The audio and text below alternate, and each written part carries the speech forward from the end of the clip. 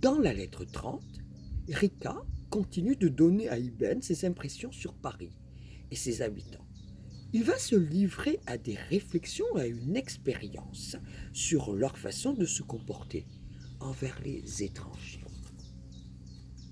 Lettre 30, Rika au même à Smyrne. Les habitants de Paris sont d'une curiosité qui va jusqu'à l'extravagance. Lorsque j'arrivai, je fus regardé comme si j'avais été envoyé du ciel. Vieillards, hommes, femmes, enfants, tous voulaient me voir.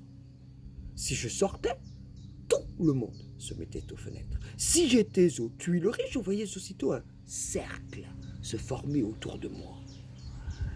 Les femmes, même, faisaient un arc-en-ciel nuancé de 1000 couleurs qui m'entouraient.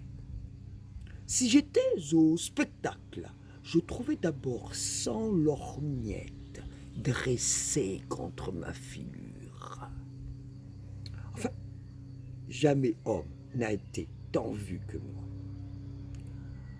Je souriais quelquefois d'entendre des gens qui n'étaient presque jamais sortis de leur chambre et qui disaient entre eux « Il faut avouer qu'il a l'air bien perçant ». Chose admirable. Je trouvais de mes portraits partout. Je me voyais multiplié dans toutes les boutiques, sur toutes les cheminées, tant on craignait de ne m'avoir pas assez vu. Tant d'honneur ne laisse pas d'être à charge.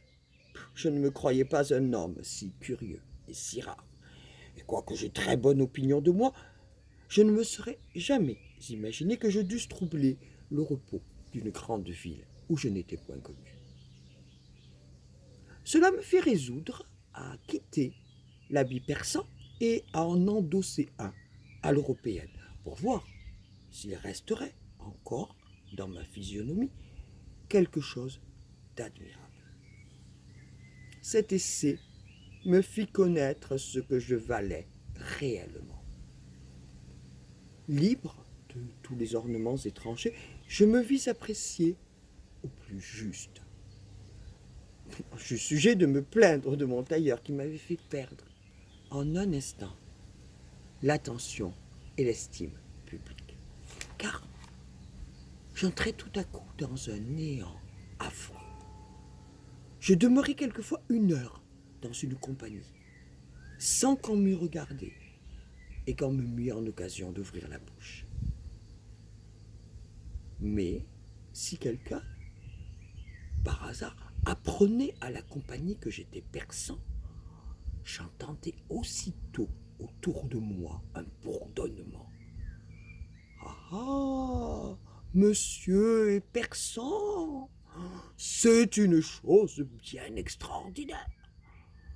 Comment peut-on être persan ?» De Paris, de 6 de la lune de Chalval, 1712. Merci.